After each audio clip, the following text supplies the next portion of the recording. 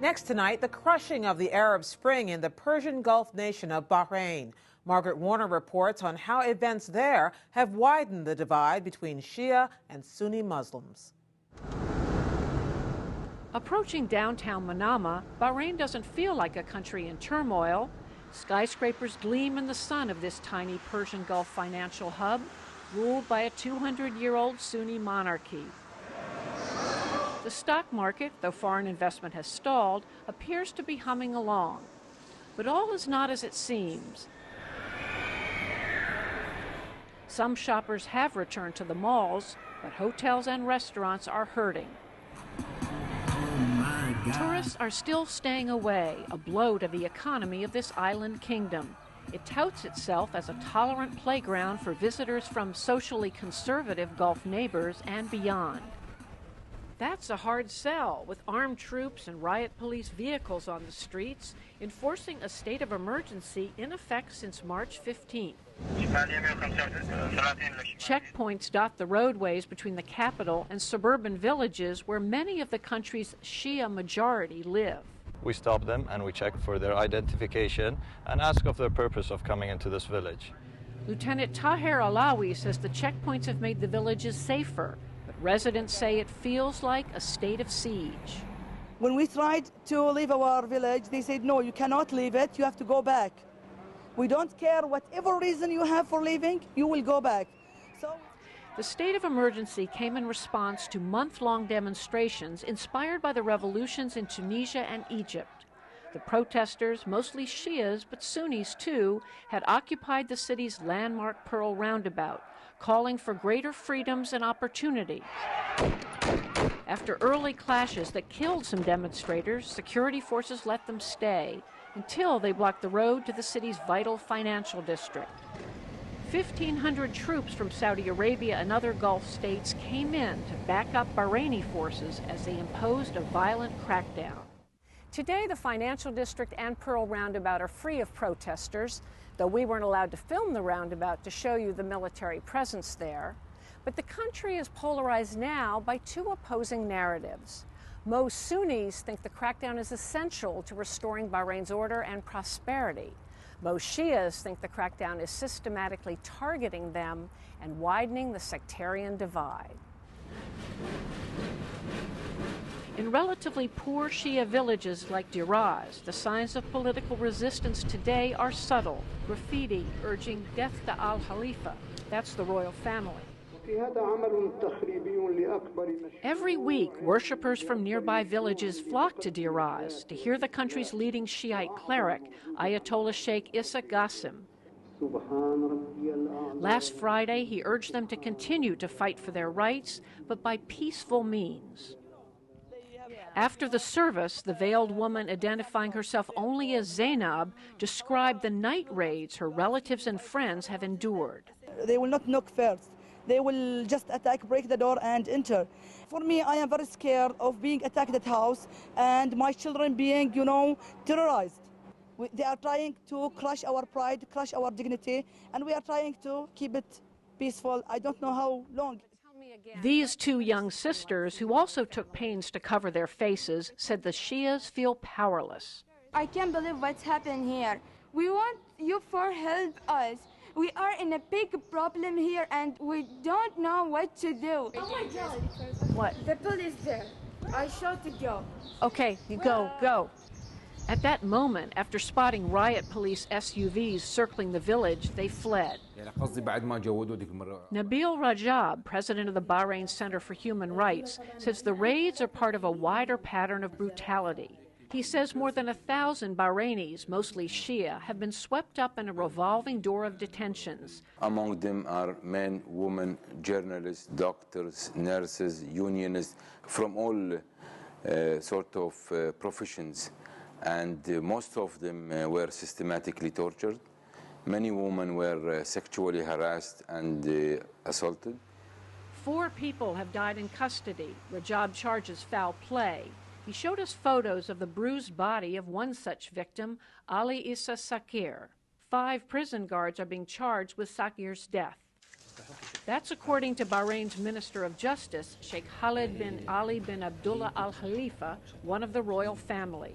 Has there been abuse of detainees in prison? Do you think it is for me to confirm that there is an abuse or not? The policy of the government is to respect human rights, and we will not tolerate any human rights abuses. And there's no difference between policy and practice? There is a big combination between them.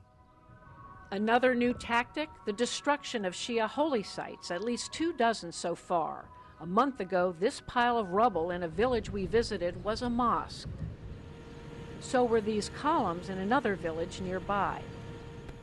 Sheikh Khalid, whose ministry also oversees Islamic affairs, says the destroyed structures were on private or city land.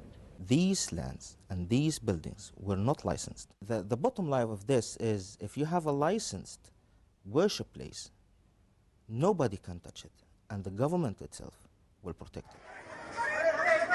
Also targeted health workers, many of them at the country's huge Salmania Hospital Center. It was besieged with injuries during the protests, as shown on this cell phone shot YouTube video. It became a flashpoint when authorities say protesters and Shia staff sympathizers essentially took over.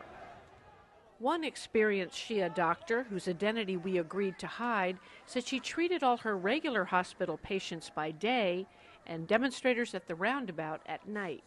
I was handcuffed and blindfolded, and then I was taken to a separate room, which was very, very cold. They asked me to remain standing for a few hours in this situation with the blindfolded and handcuffed. And were your hands behind your back? Behind, yes, on the back. After a few hours, I was really very tired, so they allowed me to lie down on the floor without a blanket, without anything in that cold room. And it was really very scary because I don't know what will be happen to me next. Did anyone say to you why they'd called you down in the first place? No, not at all. Really, it is very sad to remember it because when they started questioning, or they slapped me actually very hardly on my face, and during the interrogation, whenever I said something which they don't like it, they will slap me again, and I was beaten also by a hose on my hands, on my thighs. When I finished, they took me back to the room, and they came to me later on in the dark while still I was blindfolded. They gave me the paper of confession to sign it and thumbprint without knowing what is there in that paper. And did they read you what was on the paper? No, not at all. I was just asked to sign it and thumbprint. What were they trying to get you to say? They were trying first maybe to accuse some other people, especially one of the doctors. So they were trying to get you to implicate other people? Yes, yes. Weeks later, inexplicably, she was set free. Now home, she's afraid to go public. Her medical license is suspended, and she's unsure about her future. Why do you think the regime is coming after, particularly medical professionals in the Shia community? They don't want anyone to speak up to the public that they have seen what happened, because in their news they are seeing that there are very few injured people and just we are exaggerating the things. So why are you speaking up this way to me now? I have my colleagues who are detained now for approximately 2 months, so something to be done for their immediate release. I mean, we cannot do anything for us as a public. I think we need the U.S. government to speak up for us and to do something for us. So we're talking about Salmania being sieged. We're talking about some of the wounded have been gravely wounded more, just to show the media that there is... The government defends the detentions as a needed investigative tool to get to the bottom of what happened at the hospital. I asked the Justice Minister about the doctor's case. The policy of the government is against any form of maltreatment. If she is really finding that her rights have been abused and this truly happened to her, she has to, and my advice to anyone like her is to go directly to the Ministry of Interior or the public prosecution and file a case against the one that she knows or doesn't know that he may inflicted this harm to her. This is the way that we should deal with these things in the country. It doesn't suffice just to go to the media and say that I've been slapped or I've been subjected to any kind of maltreatment without any evidence. And would reprisals take place against her family? There has never been any kind of reprisals. We don't go for reprisals. This is not the government of Bahrain. Not far from the Shia villages, but a world away, Hisham Abul Fath, an investment banker and host on state-owned Bahrain TV, was enjoying a Saturday afternoon with his wife Hiba Abul Wahab and their toddler son at a shopping mall's indoor playground. This Sunni family is grateful for the crackdown, for restoring order and some sense of calm. Work is going back to normal and everything is moving back peacefully together. But the intensity of what has happened has led us all to be in fear. We were not only scared of our lives, but scared of what's next. What's going to happen to us? But we've got families. I've got a kid. My wife's pregnant. What's going to happen? The last thing they wanted to see in Bahrain was an Arab Spring-style revolution. I disagree on people comparing what's happened in Bahrain to what's happened in Egypt and Tunisia, because I just don't see that we have the same problems they have. We live a better life, that's for sure. Look at Egypt. They're suffering. Tunisia, all those countries are now almost in absolute chaos. Is that the better quality of life that we've been sort of told that will happen if the regime is not in place? Abdul Wahab, a dermatologist at Sulmaniya Hospital, thinks the detentions of Shia doctors, who she said made Sunni doctors and patients feel unwelcome, is more than justified. From my perspective, it was such a scary place to go to. I used to cry in the morning when I was going to work. I was too scared. What's happening in Sulmaniya was completely unethical.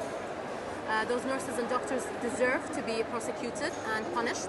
And some of those doctors and nurses, even their medical degree should be taken away from them.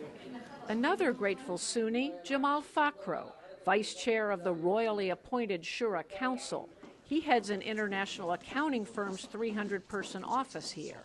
I was not able to enter my office with my people for a full week. Why? Because the demonstrators blocked the street. It was not blocked by the government, it was blocked by the demonstrators. It was very important for us to have this law of national security. If we didn't have it, you will not have Bahrain that you see today. To send a message to world investors and travelers that things are getting back to normal here, the king declared last week that the state of emergency would end June 1st. And the monarchy says it's committed to further reforms and dialogue.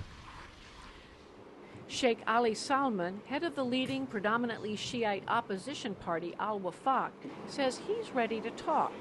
But he says feelings are so raw now that he can't guarantee his followers won't want to return to the streets instead. If the authorities were gambling on bringing fears to the people so that they will not march again, all what you have planted is more motivation to march again. Most Sunnis and Shias told us they need each other if they want to preserve the good life this wealthy island has enjoyed. But they also say the crisis has widened the fault line of mistrust between them. If that sectarian divide opens further, what happens in this Persian Gulf kingdom could have a ripple effect across the region.